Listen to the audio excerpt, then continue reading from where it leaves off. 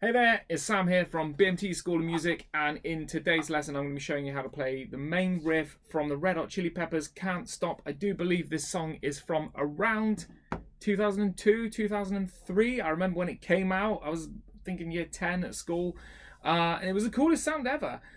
We all love a riff, don't we? And so I'm not going to be showing the whole song, I'm just going to be showing you the riff, and let's have a little listen, and away we go.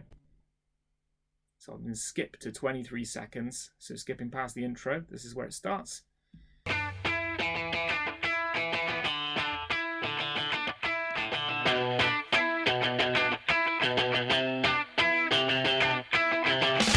stop, addicted to the shindig.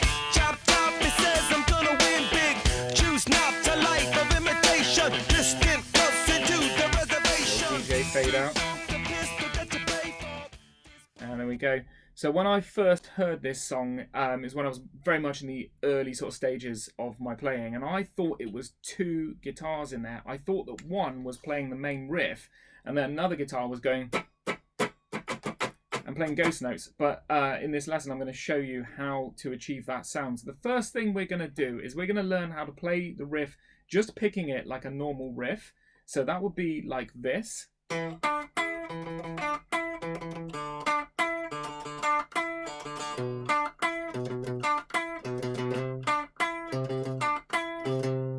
And then we're going to learn how to play it with a percussive left-hand muting like this.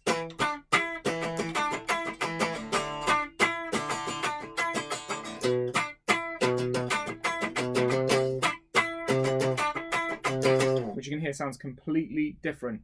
So we're going to map out this tune using the root notes of the backing chord progression and then adding in something else. So you're going to start with fret 7 on the A string. Then you're going to have an open D string. Then you're going to have fret 7 on the bottom E. And you're going to have fret 8 on the bottom E as well. All those fretted notes you're going to play with your second finger, with your middle finger. So we can go over this again. So 7 on the A, open D, 7 on the E, and 8 on the bottom E. Let's do a little bit of reading. If I just click up the tab.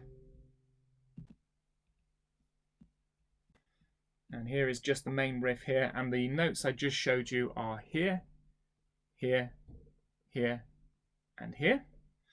And the other bit we've got to learn is just this 7 and 9 on the G string, and you're going to play that with fingers 1 and 4. You've got to keep this fingering really, really strict. You'll see how it all pulls together a little bit later in the lesson. So finger 1, fret 7 on the G, finger 4, fret 9 on the G.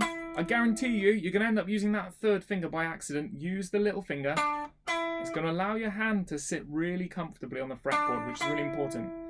So you've got these root notes, and then you've got these two sort of higher notes. You might think, why are you teaching me the riff that way round? It's just to help you map out what you're going to use for the song. So the first part, or like first bit of the riff, is like that. What you're going to do is you're going to pick that 7 on the A string, that middle finger, then you're going to go to this little 7-9 bit. Then you're going to pick the 7 3 more times, and then the little 7-9 bit again, and then 3 more times again. Now you want to try and keep your alternate picking as pure as possible. So you would pick down on the A, and then up on the G, and then down, and then up. So wherever you leave one string, you want to continue that. However, it is not the end of the world if you do things like down, down, up, down, up, down, up, down. It's not the end of the world, but as long as you've got alternate picking in there, you don't want to be trying to do those bits with just downstrokes. So hopefully you'll sort of start to assemble together that first bar there. So we've got that 7 on the A, 7-9, higher bit, then you've got 3 notes, and then the 7-9 again, and then the lower notes again. And hopefully you're thinking of it that way, of how it's dotting between the low note and the high notes. So then when you move to the next bar, all you're going to do is displace what we call the root note. So if you look at this next bar here, you can see that instead of the 7s on the A, we've got this open D string instead. Okay, so you're going to pick the open D, then 7, 9 on the G, open D 3 times, 7, 9 on the G again, and then open D 3 more times. So that all together will be, and I'll do it off the screen share for you. And I'm still using that first and little finger. And still using that alternate picking as well.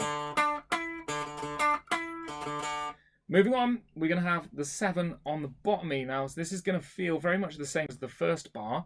So when we had this one, we had the 7 on the A. We've now got the 7 on the E.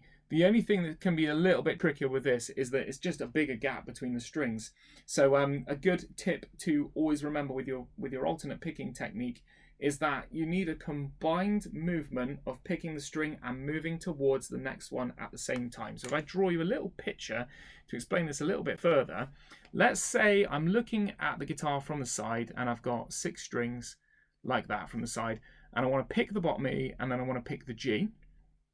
What I'm going to do that is I'm not going to pick that and then move round to that G string. I'm going to do that in one smooth movement like that. If I was picking the E and I was going to pick up on the same string again, that movement is just going to be kind of like round to there. If I was picking all downstrokes, that movement is actually going to go like that. So I'm going to be picking down and coming back round. I hope that makes sense. I'm just going to show you a little bit on my guitar as well. So if I'm picking the bottom E string, fret 7, you see I'm moving across to hit that G string. I'm going to do that as an up, down, up, like that. And so I have this kind of rainbow kind of shape, sort of semicircle shape going between those 2 strings. See that fingering? It is weird when you get to here. So you've got to twist the wrist a little. So 7 on the bottom E, 1, 4, and the last one, move to fret 8 on the bottom E. Now you might notice that the way my fingers are over the fretboard is it can actually be quite hard to see what note I'm playing because I'm not doing this like that. All the fingers are over the fretboard the whole time.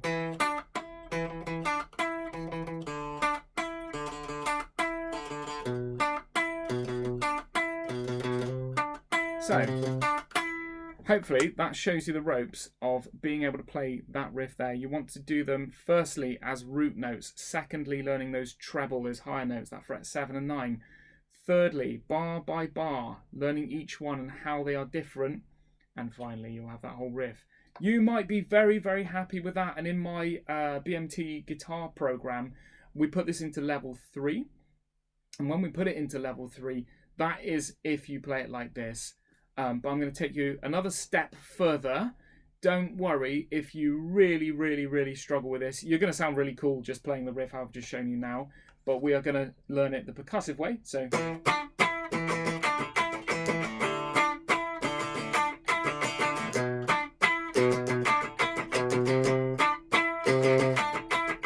But I deem this to be around level 5 to be able to do this. It's definitely more advanced. What we have to be able to do is play each note by hitting all the strings but only hearing one note. So I'm going to show you how to do that with the first note, which is the fret 7 on the A.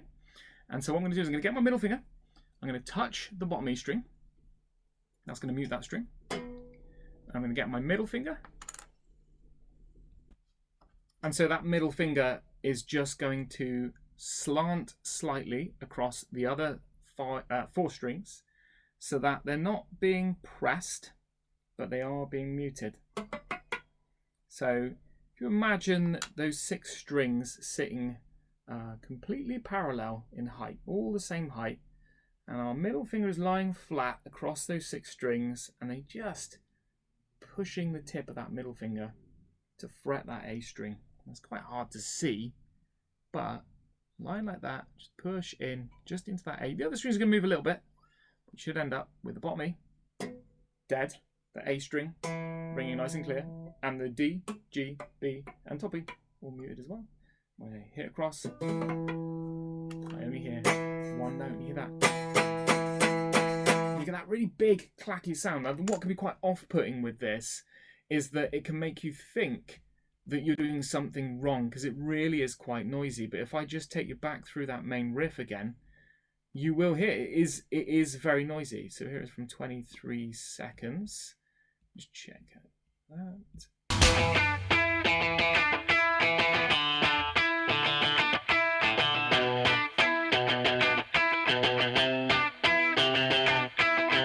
Which again is why I thought it was 2 guitars. So we've done the first note. There are only 6 notes in this riff. So you've got that. When you play the 7 on the G, you have the same principle, but you can have 2 leftover strings. So what you have to have is the string that you want to ring. You mute the one above by touching it. You mute the ones below by sloping across. So I've already explained that. That means I can hit those 4 strings, and I will only hear 1. Then you've got 2 leftover strings. You're going to use your thumb to go over that, and that's going to require quite a bit of dexterity. This is why it is a much more advanced technique. And we end up with that. So we're hitting all the strings. We're only hearing 1 note. I think it's amazing. When you play the fret 9, you can pretty much keep this still. So your thumb is blocking those 2. Your first finger's staying there. The little finger can do all that blocking and do exactly the same thing with the little finger, but I find if you just leave that there as well, it kind of double protects that note. And this is where I was saying earlier,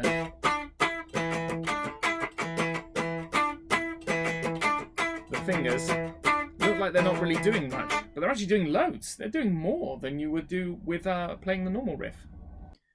So we've done 3 out of 6 notes. So the next one is the open D string. This is an unusual one because it's the only open string in the whole riff, but kind of easier, to be honest. So all you need to do with this one is get your thumb, put it across the bottom E and the A string. That'll mute those 2. And then get your first finger and just lie that across the G, B and top E. And you'll see that you're not really going to have to move very much from going from this to this. And then you've got the 7 on the bottom E. This is easier than the first note because you're just going to fret the 7 on the bottom E. And then you're going to just slant across those 5. It's definitely the easiest one. Probably should have started off with that one. And the last one is the 8 on the bottom E, which is exactly the same technique as the 7 on the bottom E because they're on the same string. You need to get good at playing each one of those notes and be able to pick all the notes separately, all the strings separately, sorry, and only hear 1.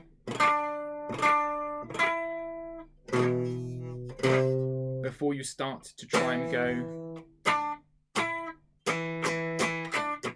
through that whole riff. The final little tip for changing between the notes is that what you might find is that you have 1 note muted perfectly, another note muted perfectly, but when you move between the 2, you come off the fretboard and you'll get an open string sound. So you need to make sure that you overlap the movement slightly. So when we play that 7 on the bottom E, on the A string, my first finger is just pressing just before my middle finger comes off. It really does take a lot of work, a lot of patience, but you do end up with an incredible sounding riff. Whichever one you go for, the simplified one that's level 3 or a more complex one with the left hand muting that's more like level 5, you're going to have a really awesome riff. Either way, I hope you've learned a lot from this. Take care and goodbye.